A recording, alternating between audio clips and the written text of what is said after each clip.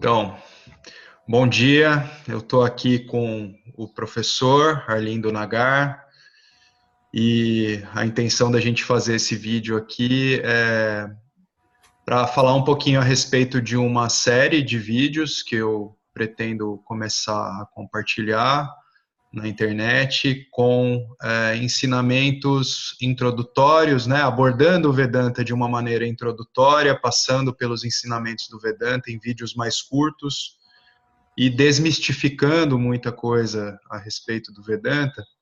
Então, conversando com o Nagar sobre isso, surgiu a ideia de fazer esse primeiro vídeo aqui para a gente elucidar algumas coisas, principalmente no que se refere à linhagem, tradição, e a gente deve abordar, eu devo abordar isso ao longo dos vídeos, mas eu gostaria muito dos esclarecimentos do Nagar em algumas dessas questões. Então, podemos começar, Nagar? Sim. Oi, pessoal. Ótimo. Oi, Fábio. Olá.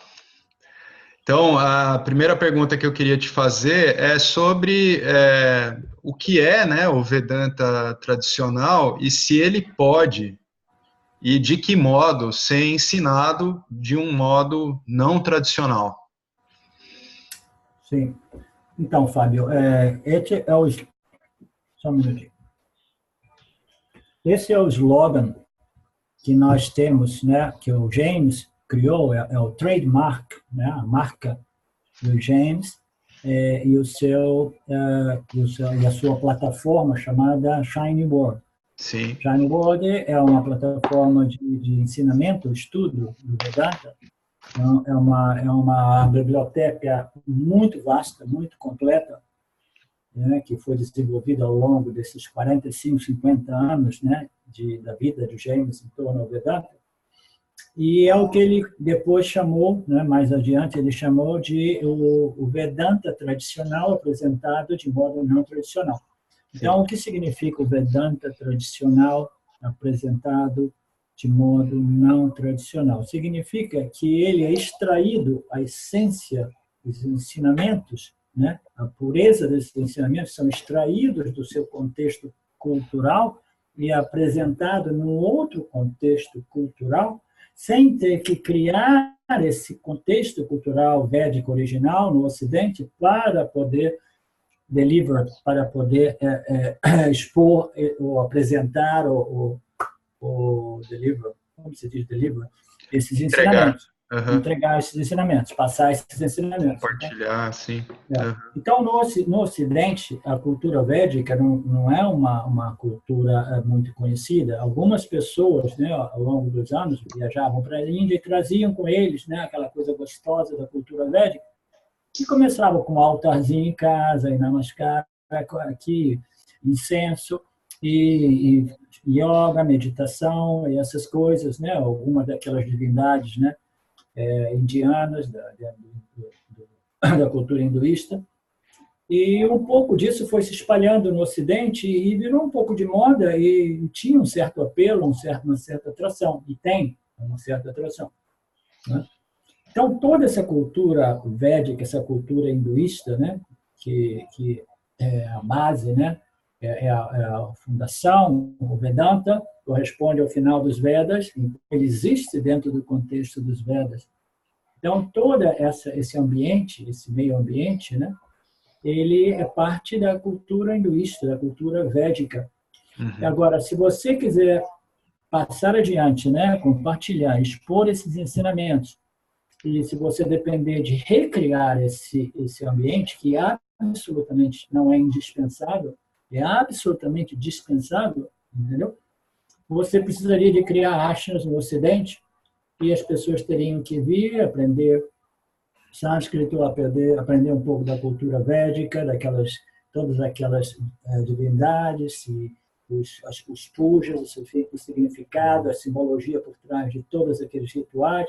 Então, você acaba criando uma subcultura dentro de uma cultura ocidental que é possível, mas, como eu falei antes, não é indispensável. O que é o Vedanta? O Vedanta é um corpo de ensinamento com o propósito de revelar para o indivíduo a sua real identidade, a sua real natureza. E essa descoberta, esse reconhecimento, essa redescoberta da minha real natureza, ela tem um efeito libertador, que é chamado moksha, né? É a libertação dessa condição derivada da identificação equivocada com a construção corpo-mente. Sim. Então, esse é o objetivo do Vedanta. Okay? E todos os ensinamentos do Vedanta, né, todos os Upanishads, todas as outras obras vedantinas secundárias, e até mesmo o Gita, o Bhagavad Gita, todas elas abordam os ensinamentos do Vedanta em geral. Entendeu? Naturalmente, depois existem os Brahma Sutras, que são comentários, né, dos Upanishads, etc.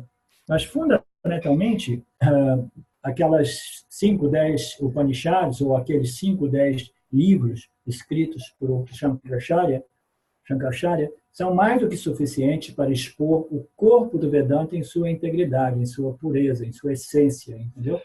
E é mais ou menos isso que o James se propôs a fazer, naturalmente, seguindo o Dharma dele, né, de viajando pelo mundo. E é mais ou menos o que eu me propus a fazer no Brasil, naturalmente. Tudo isso é Ishvara, né? Eu cheguei no Brasil, tudo isso começou a rolar, eu não tinha nenhuma intenção de desenvolver esse trabalho no Brasil. Simplesmente ocorreu por ele mesmo, né? Uhum. Então, o Vedanta tradicional, Fábio, ele é simplesmente esse corpo de ensinamento, esse corpo de conhecimento, essa metodologia de ensino baseada nessas afirmações, nessas declarações dos Upanishads, que precisam ser explicadas, né, e resolvidas em termos de possíveis confusões e contradições. Sim. Todos esses ensinamentos é o que a gente chama a essência do Vedanta tradicional.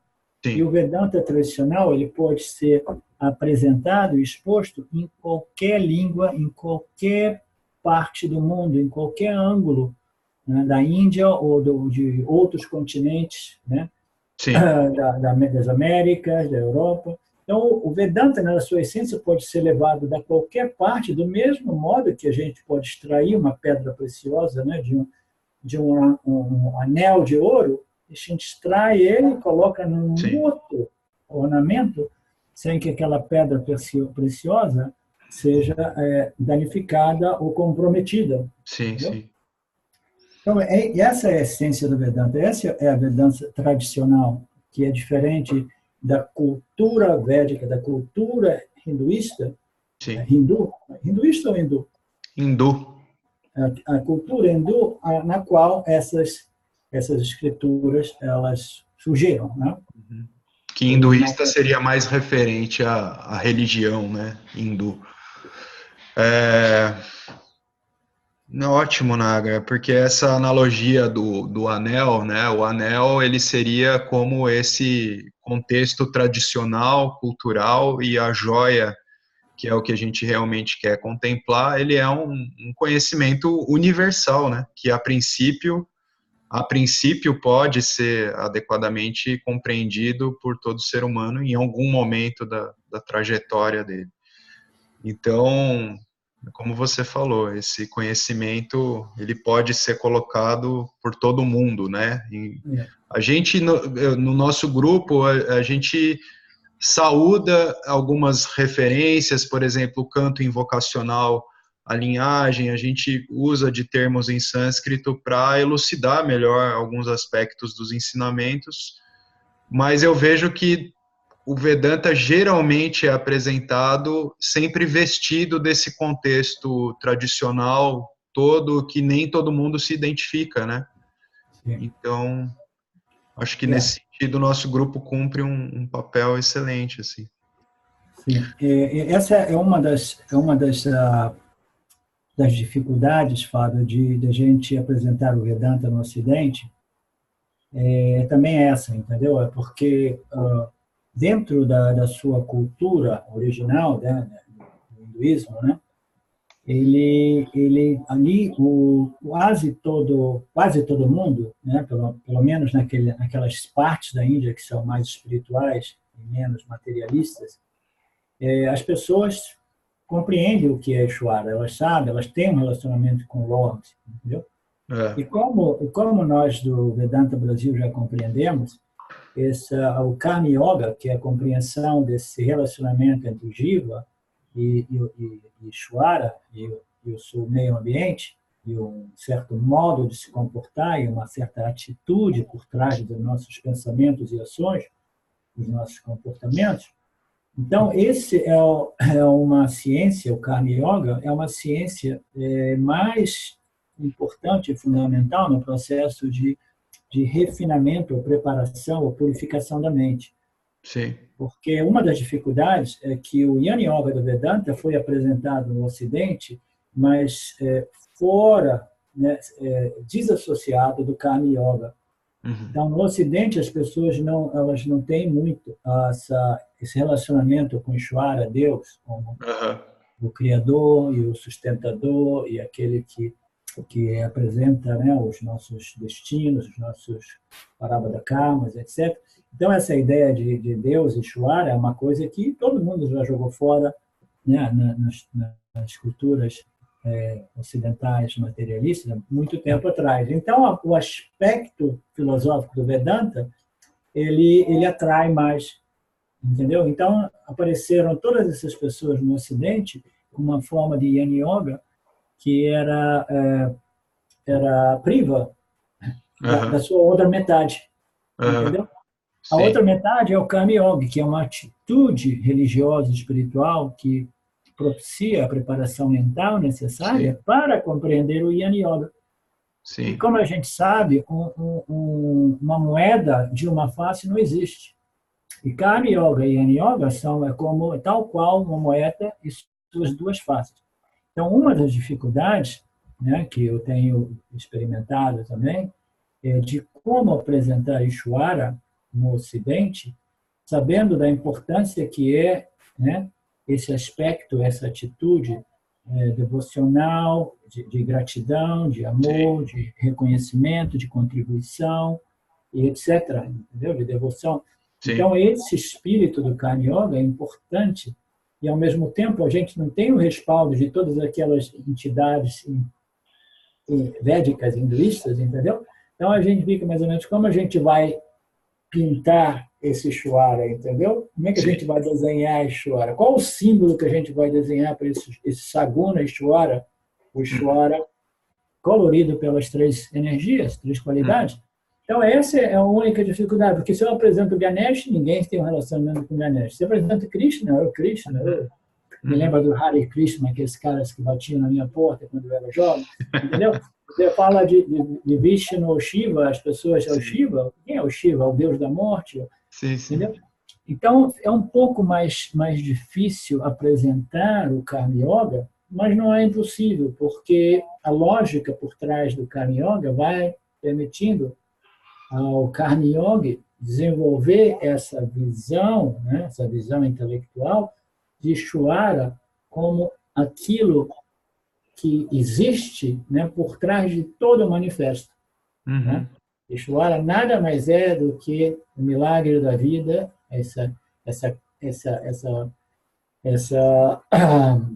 como é que a gente pode dizer? Esse princípio invisível, né, que vivifica tudo, que anima tudo e que permite a gente falar, conversar, ver, ouvir, discriminar, etc. Então, a gente sabe que existe esse princípio invisível por trás do universo manifesto, sem o qual um objeto é simplesmente um objeto inerte, morto, próprio como um cadáver, né? Um corpo morto. Quando alguma coisa já não é presente naquele corpo morto, ele começa a se decompor, né? Alguma coisa que estava ali já não está mais. Então, esse é um modo de começar a desenvolver essa compreensão de Ishvara, considerando o fato de que esses símbolos do hinduísmo, eles não estão à nossa disposição, porque nós estamos completamente fora do contexto védico, entendeu? E, Nagar, e também, assim, acho que ressaltar também que, assim, não há da nossa parte nenhuma objeção a isso, né? O que a gente entende é que a gente só se relaciona com formas, e inclusive quando a gente contempla os ensinamentos do Vedanta, a gente está se relacionando com o objeto da revelação dos ensinamentos, até que aquele conhecimento que é revelado, ele se estabeleça como uma compreensão sempre presente, né? Mas não há nenhum problema enfim, não há nenhuma objeção, é que simplesmente a gente está olhando para o fato de que a gente não pertence a esse contexto cultural em que há um relacionamento com diferentes divindades que são simplesmente símbolos para o mesmo, né? Para essa essência do conhecimento vedantino. Sim, mas ainda assim, Fábio, esse relacionamento entre Jiva e Ishvara é importantíssimo e é quase Sim, que sim. é quase que indispensável, entendeu? Raramente ele poderia ser facultativo, digamos assim, entendeu? Facultativo não, facultativo. Facultativo é uma palavra correta. Raramente ele seria Não pode ser facultativo. dispensado, né? Em geral, o indivíduo ele precisa desenvolver essa certa atitude espiritual religiosa que é possível através dessa compreensão do que é Ishvara, entendeu? Sim, O que eu estou dizendo é que nós não temos aqueles símbolos tal qual sim, sim. Ganesh, Vishnu, Sim. and Krishna, and Sarasvati. A gente não tem nada daquilo, entendeu? Então, como a gente vai apresentar esse Ishvara? A gente apresenta através da compreensão de que Ishvara é a essência do manifesto. Naturalmente, sim. Brahman é a essência da essência do manifesto, a gente poderia colocar assim. Sim, entendeu? sim. Então, Ishvara é isso, é esse sistema. Muito frequentemente eu coloco como sistema um sistema consciente, vivo, entendeu? Que se perpetua através de suas leis, dentro das quais nós participamos como jivas, entendeu? E que, no final das contas, continua, né, se perpetuando e produzindo, né, os novos universos e, individualmente, o parábola karma de cada um de nós. Então, a compreensão de Ishvara como esse sistema, mas não é um sistema computador, é um sistema autoconsciente, autoexistente, manifesto através do poder de Maya, entendeu? Então, essa é o desafio de compreender Ishvara por esse ângulo. A living, conscious, intelligent principle, ou being, conscious being, entendeu? Um ser vivo, consciente, governado por suas leis físicas, morais e psicológicas, que produz, mantém, sustenta e recicla tudo. Sim. Entendeu? Desenvolver essa visão privo, né, dos simbolismos das divindades, divindades indianas. Mas é possível, eu penso. Sim, excelente. Nagar, e esse aspecto assim da questão da popularização, né? A gente vê cada vez mais que as pessoas estão falando em Vedanta, então assim, como é que a gente pode abordar essa questão de publicitar, popularizar, comercializar o Vedanta? Como que você vê isso? Well, acho que você sabe mais ou menos a minha posição, e a maioria das pessoas também, por questões culturais e éticas, morais, o Vedanta não pode ser comercializado, né? Mas ocorre que muitas pessoas, uma vez elas entram em contato com o Vedanta, elas têm um impulso forte de compartilhar o Vedanta. Então, esse impulso, ele não é que ele deva ser completamente suprimido ou reprimido, mas as pessoas que querem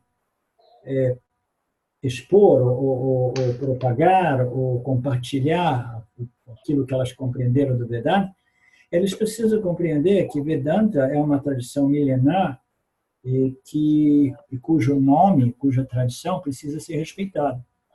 Então, se o meu conhecimento do Vedanta é assim, pequenininho, pequenininho, eu não posso chegar e dizer assim, olha, eu sou um professor de Vedanta e agora eu estou propagando o Vedanta. Primeiro fato, ok? Então, as pessoas devem fazer aquilo que eu fiz desde o início e que o James, ele aprovou, ele falou, é isso mesmo, é essa atitude. eu falei assim, eu não vou ensinar Vedanta, eu vou compartilhar o pouco que eu compreendi do Vedanta. Perfeito. Okay? E até hoje eu assumo essa postura, eu compartilho aquele pouco que eu sei do Vedanta. Ok? Então, o primeiro fato é esse. O segundo fato é que a pessoa que quer compartilhar, ela precisa compreender quais são as suas reais motivações. Né?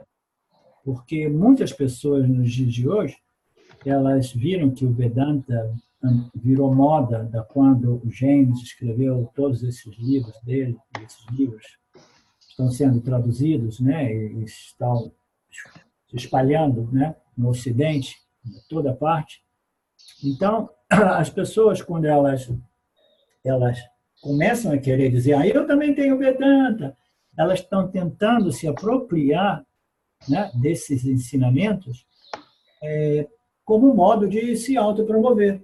Por quê? Porque o Vedanta, agora eu entendi, é o máximo e agora tem um mercado, porque muita gente compreendeu que o Vedanta é a crema da espiritualidade, etc, etc.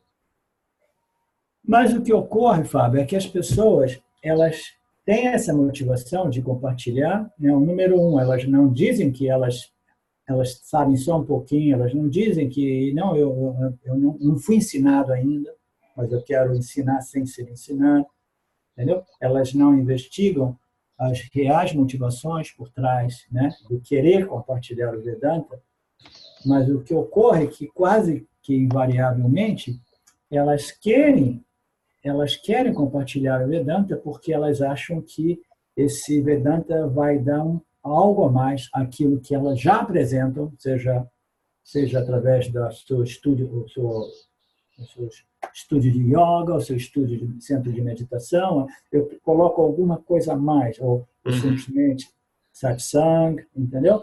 Então, se eu coloco, não, eu tenho isso, eu tenho aquilo, e tenho Vedanta também. Então, do ponto de vista de marketing, entendeu? Isso adiciona alguma coisa no currículo da pessoa. Eu sei Vedanta também. Ele leu, a pessoa leu, ela leu. Tem uma pessoa aí onde você mora mesmo, em Ubatuba, que eu lembro de anos atrás, que ela se encantou pelo Vedanta. Ela veio aquelas conversas nossas originais, né, nossos satsangs originais, quando eu estava começando a apresentar o Vedanta. E ela ficou encantada com Vedanta, etc. Mas, como ocorre muito frequentemente, as pessoas se encantam muito rapidamente, mas também se desencantam quando elas percebem que os resultados não são instantâneos e que requer muito trabalho, e perseverança, e dedicação, e consistência, etc. Então, a pessoa se desencanta. Aí ela se moveu numa outra linha que já era a tendência natural dela, já estava envolvida com outro tipo de sangha experiencial, sangha do barato da energia, do barato do amor pelo guru, etc. Aquelas sanghas gostosas, grandes, né? Acolhedoras, uma figura paterna, materna, tanta gente, né? Tanto compartilhar, emoção, um pouco de psicologia. Então, ela já era envolvida com isso, e depois que ela começou a desencanar do Vedanta, porque ela percebeu que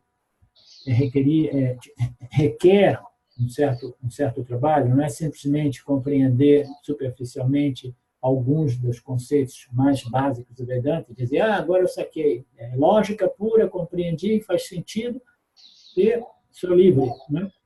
Então, o que essa pessoa fez? Ela começou a voltar para fazer aquilo que ela fazia antes. E eu vi isso repetidamente com tantas pessoas. Sim. Aí, um dia, eu encontrei essa pessoa e eu perguntei, o que você tem feito? Eu estou fazendo isso e aquilo. Aí, ela virou para mim e falou assim, mas a propósito, para mim, tudo é o Vedanta. Eu sou uma Vedantina, eu vejo o Vedanta em tudo. Entendeu? Então, a pessoa diz assim, eu vejo o Vedanta em tudo. O que significa dizer eu vejo o Vedanta em tudo? Significa que eu reduzi o Vedanta, entendeu? A esses tipos de meio ambientes, de satsangs, onde existe naturalmente um certo percentual de Jnana Yoga do Vedanta, entendeu? Sim. Mas misturado com um monte de coisas que é parte de uma espiritualidade primária, elementar. Sim. Entendeu? Então, eu vejo o Vedanta em tudo. Naturalmente, você veja o Vedanta em tudo. Você já viu um pouco do Vedanta aqui, você sabe que quase todo mundo no mundo espiritual trabalha com alguns fragmentos do Vedanta. Uhum, Entendeu? uhum. Então, a problemática, Fábio, são essas pessoas que trabalham com os fragmentos do Vedanta chamarem essas propostas de trabalho delas de Vedanta. Sim. Por quê? Porque aí você está corrompendo uma tradição, entendeu? Você Sim. está intoxicando uma tradição. Uhum. Você está reduzindo os ensinamentos, né, mais elevados que existem do ponto de vista espiritual humano. Você está reduzindo ele, entendeu? Com outro, misturando ele com aspectos científicos ou emocionais, psicológicos, ou simplesmente meditações experienciais ou noções de epifanias que possam ocorrer. Então, você começa a misturar tudo isso e você diz, não, eu também tenho o Vedanta, né? Uhum, Então, é aí que eu, no meu papel de protetor da Sampradaya, da tradição, eu preciso aqui e ali tentar ajudar essas pessoas a compreender que esse não é o modo de fazer, entendeu? Se uma pessoa ela quer compartilhar aquele pouco que ela conhece do Vedanta, o primeiro ponto é dizer assim, por que eu sou tão eu sou tão desesperado, necessitado de fazer olhar isso? para isso, né? Por Olhar quê? para Porque isso com honestidade. ali uno já deve ter olhando e ver quais são as motivações.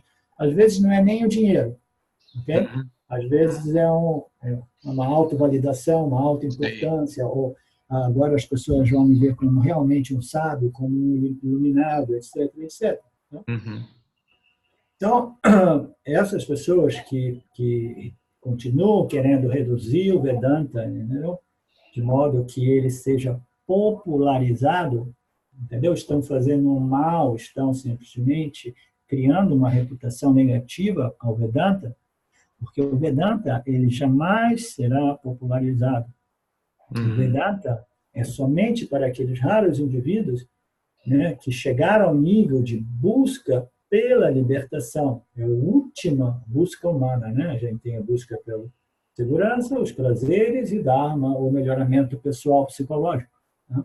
Então, a gente tem esses 3 níveis de buscas humanas, de valores humanos, né? De objetivos humanos, e lá no final a gente tem o valor por moksha, né? O Sim. último desejo, o último valor, a última busca humana.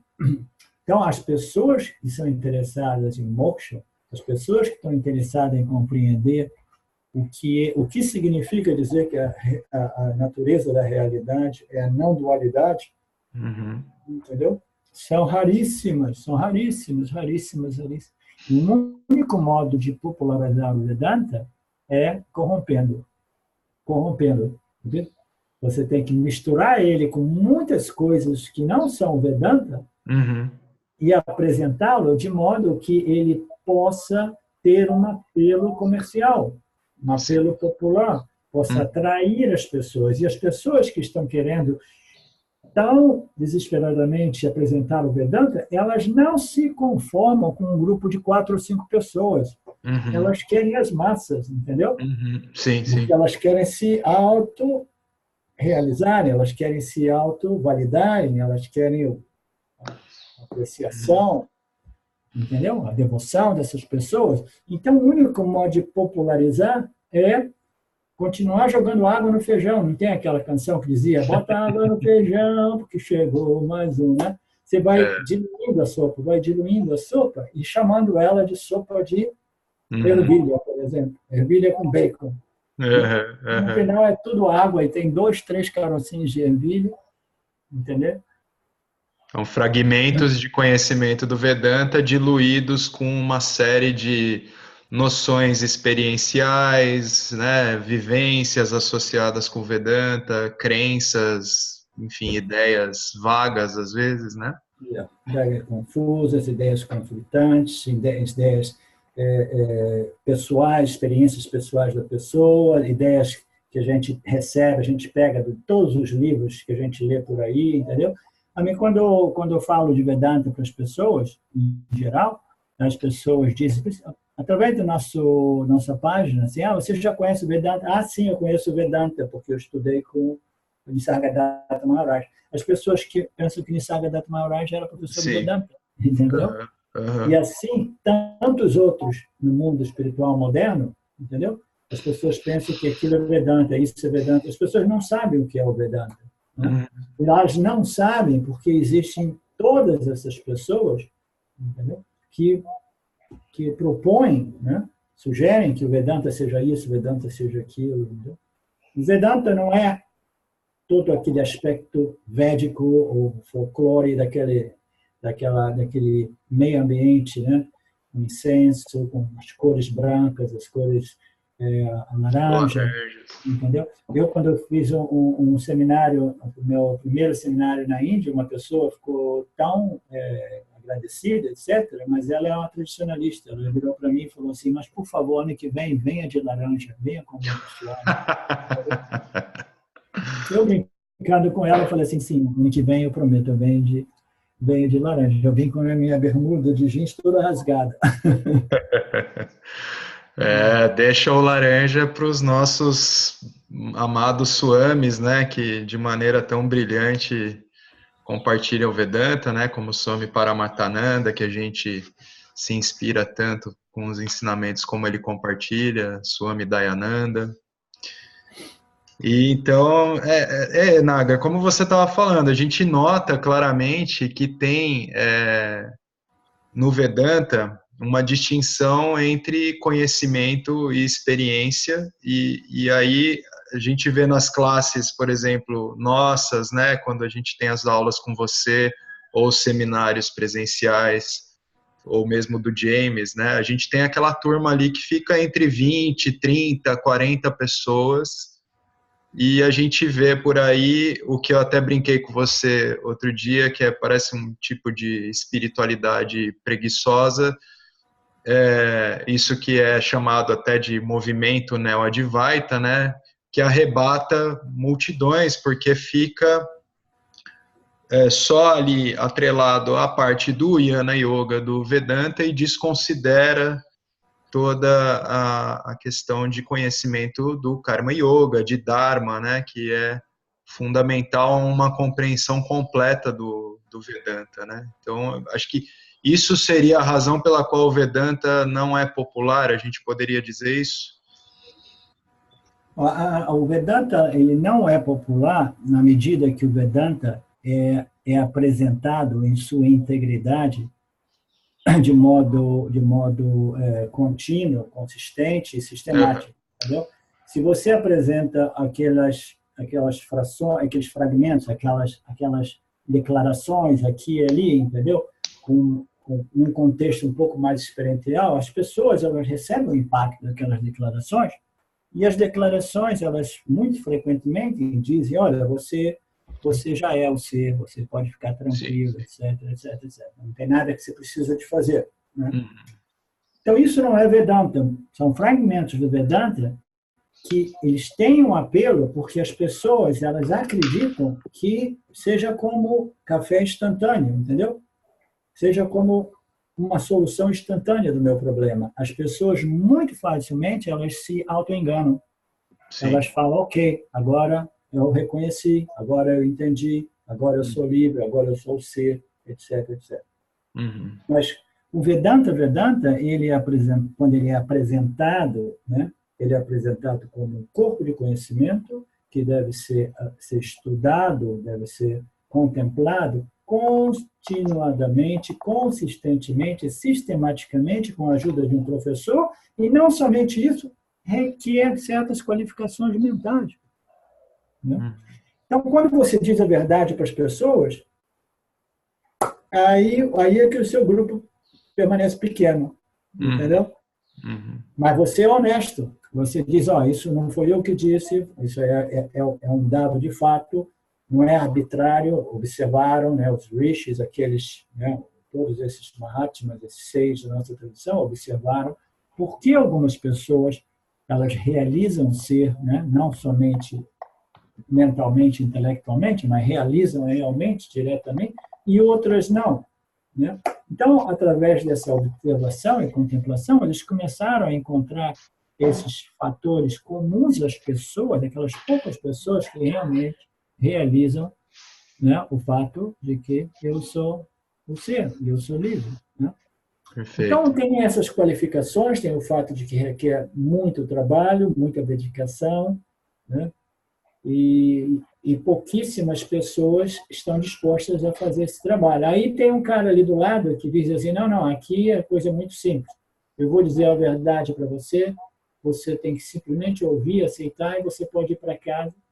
As pessoas voltam depois, mas voltam para dizer, I got it, agora eu já sei, eu sou você, eu sou você. E se cria um ambiente de auto-engano. Sim. Por quê? Porque as pessoas não estão preparadas para aqueles ensinamentos finais dos Upanishads. Você, para ter uma ideia, Fábio, até mesmo James costumava ser criticado pela Sampradaya, pela tradição nossa do Dayananda. Ele é criticado porque ele entregava, ele passava, disponível, né, os ensinamentos diretamente, expunha os ensinamentos diretamente, sem toda aquela preparação que era possível dentro do ambiente de uma vida, né, o estilo de vida do ashram, entendeu?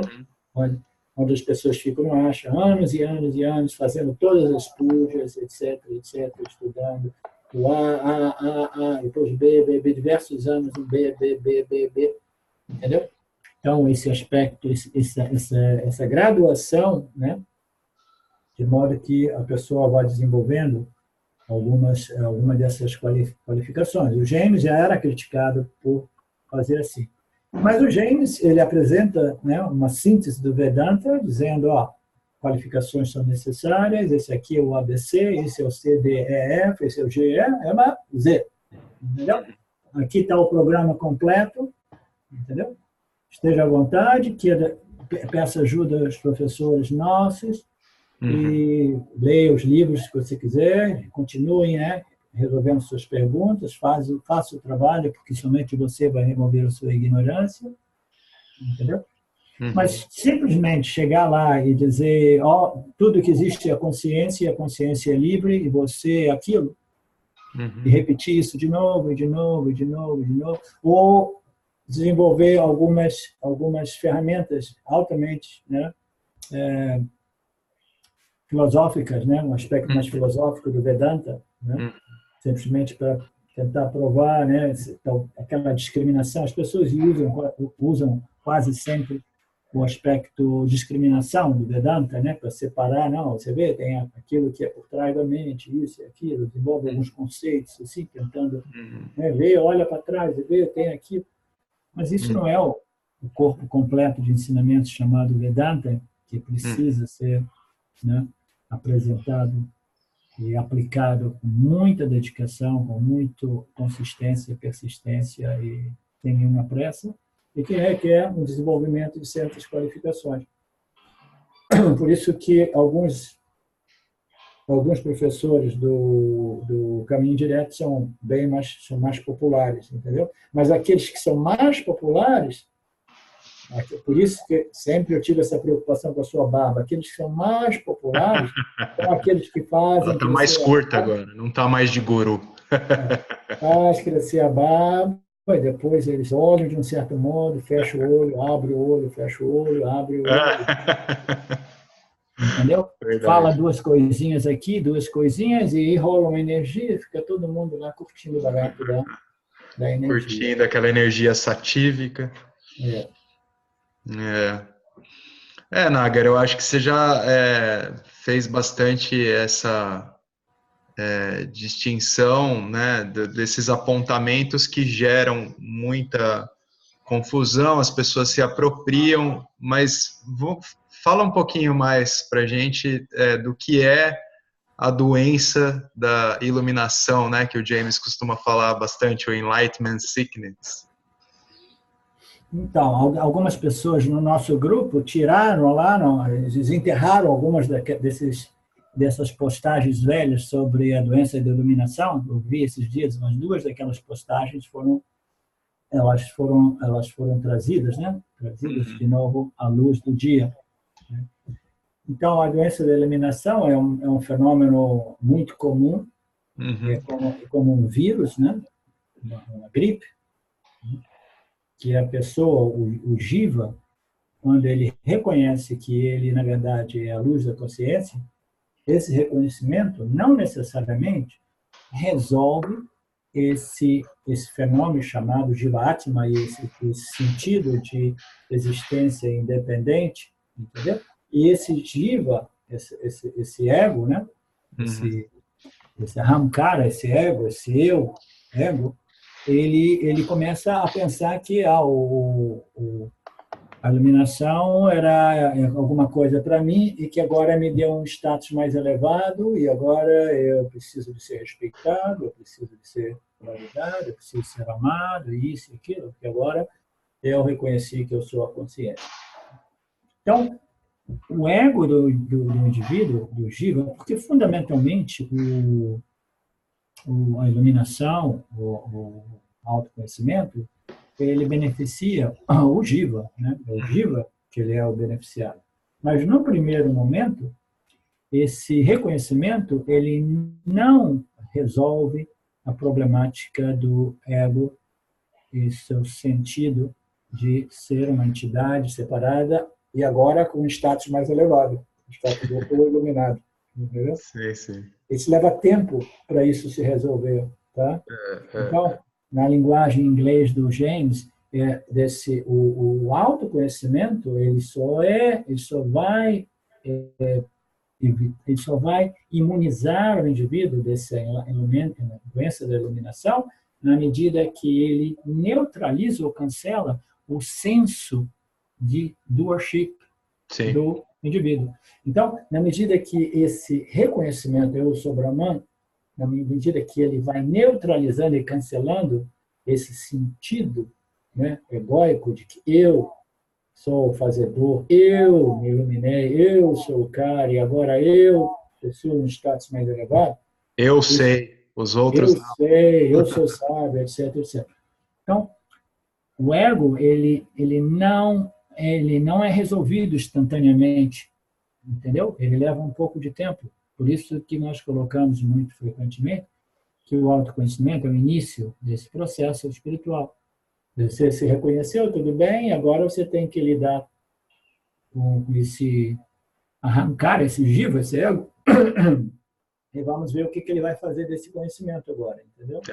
Ele reconheceu que ele é a consciência, então, ou ele realmente permanece resolvido como consciência e objetivo o seu jiva, e aí todo esse sentido de ownership, de vaidade, de autorrespeito que agora eu mereço, entendeu? Todo esse egocentrismo, isso se resolve porque o jiva foi realmente resolvido como consciência. Mas, às vezes, ele se toca que ele é consciência, mas ele permanece ainda, entendeu? Mais posicionado como o jiva que reconheceu eu sou a consciência. Não a consciência que reconheceu, o meu jiva é um instrumento através do qual eu opero e esgoto o meu karma, entendeu? Então, depende dessa postura, que é a base, né, daquilo que a gente chama moksha. Moksha é fazer permanecer centrado, ou postado, ou firmemente resolvido na consciência como consciência, e você aí assume uma visão, uma perspectiva objetiva do seu jiva, e aquilo que ocorre para o jiva já não te afeta como antes, você já não vai sentir vergonha do seu jiva, nem orgulho do seu jiva, você simplesmente vê o seu jiva objetivamente, porque agora você sabe que eu sou a consciência, entendeu? E antes eu vivia sobre a ilusão de que eu sou o reflexo de mim mesmo naquele corpo sutil. Leva tempo para esse sentido, essa sensação, esse egocentrismo do jiva, entendeu? Ser realmente neutralizada e cancelada, né? O James diz, it has to cancel the sense of ownership, entendeu? Ele tem que chegar ao ponto de cancelar, de modo que você sabe que não, entendeu?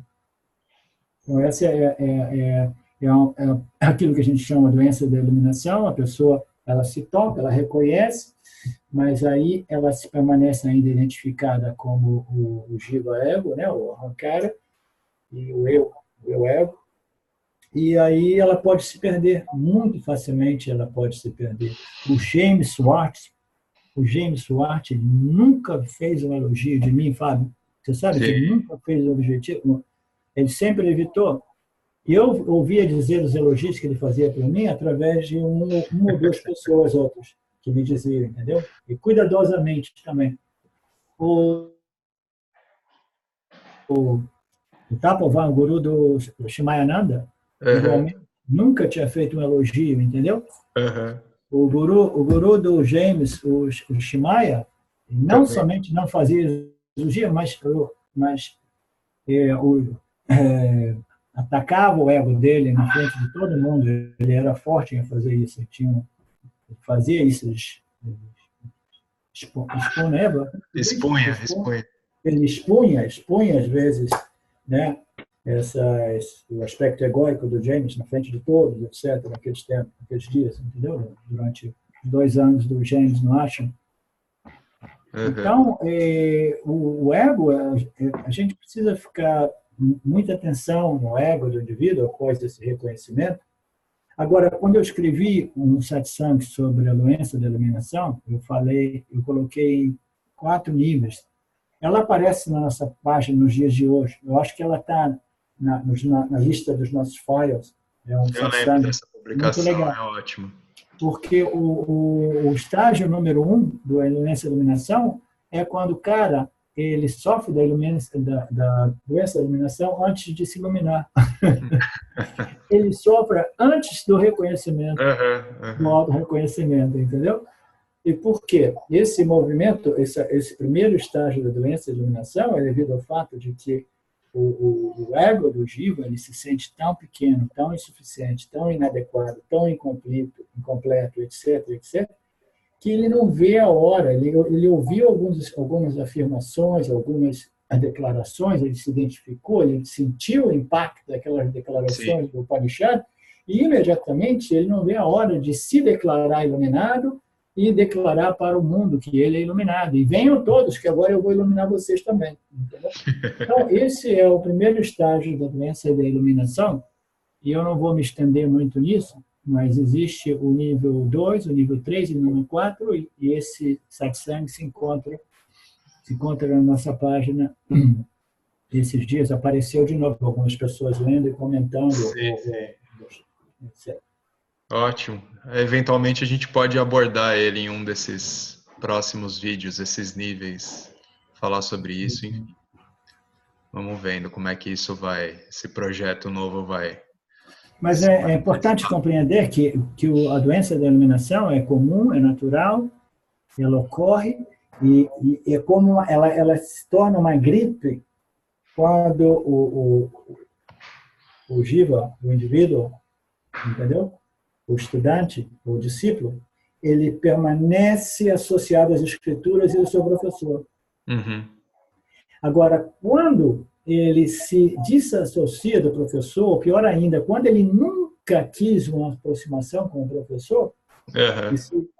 ele pode sofrer da doença de iluminação antes de reconhecimento, e se ele reconhece e ele não tem um professor, e ele não tem aquela possibilidade de ser, entendeu? Ajudado, guiado, etc., Uhum. aí é muito fácil aquele egocentrismo, aquela remanência da ignorância que querem buscar a afirmação, a aceitação, a validação através da devoção, o amor, a apreciação de tudo, é muito fácil se perder, entendeu? Esse é um Uhum. outro nível de doença da iluminação. No primeiro estágio, se você permanece, tem um reconhecimento. O primeiro estágio é simplesmente piração psicológica. O segundo estágio é quando você sofre dela, mas aí se você tiver um professor com você, entendeu? Aquilo ali passa como uma gripe de inverno, tá? Mas se você não tem um professor, não tem as escrituras, não tem esse respaldo, essa base de modo que você possa continuar a crescer, esse vírus, essa gripe, ela se transforma numa tuberculose.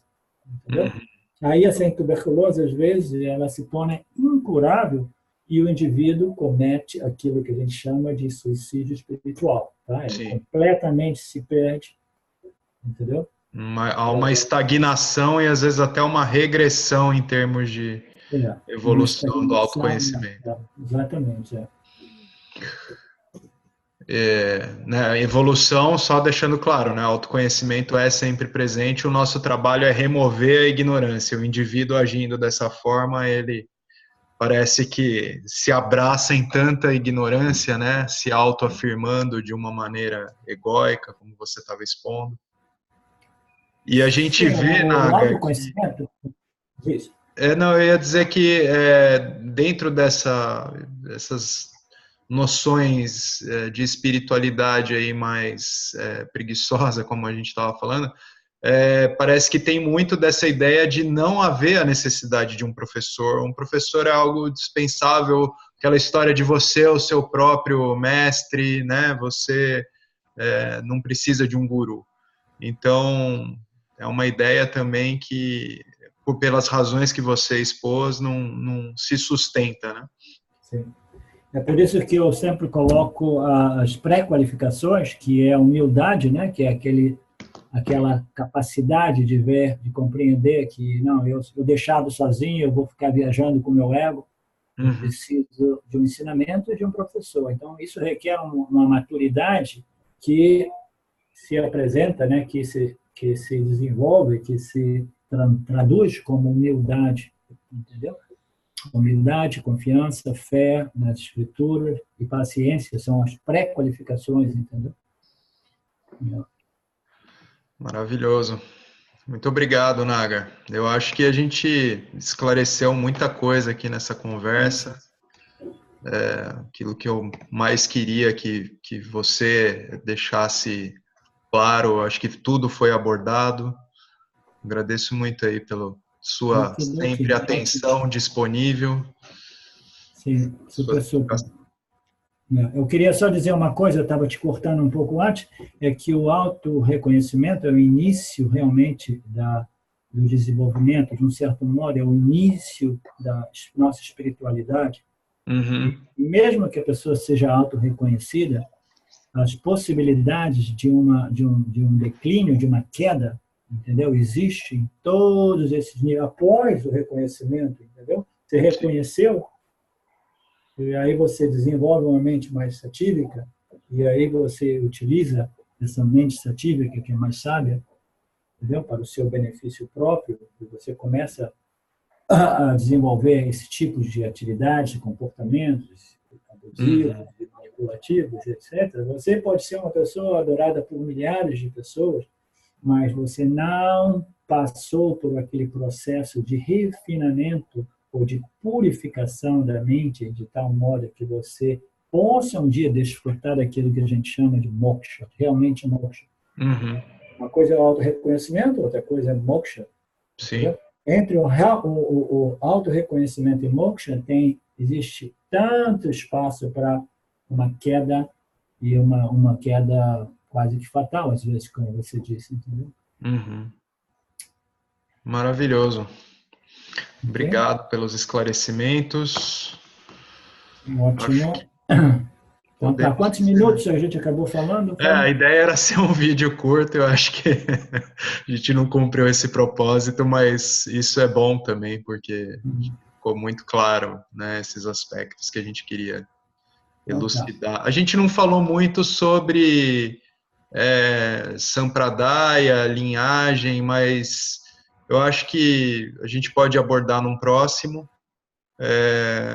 Fica claro, né, essa questão que eu perguntei lá no início, do modo não tradicional de você expor o Vedanta, o James expor o Vedanta. Eu sempre gosto de ver como na linhagem, esse braço que se ramifica para o Ocidente de uma maneira tão adequada para a compreensão das mentes ocidentais, né? Sim, você colocou isso muito bem no outro dia, falando comigo, eu super gostei disso, esse braço ocidental, né? Numa linguagem ocidentalizada também. Sim. Obrigado, Naga. Obrigado a você, Fábio. Então, até a próxima, querido. Namaskara. Namaskara. Até. Tchau, everybody. Tchau a Tchau. todos. Vou encerrar aqui. Tchau a todos. Até o sábado próximo. Até.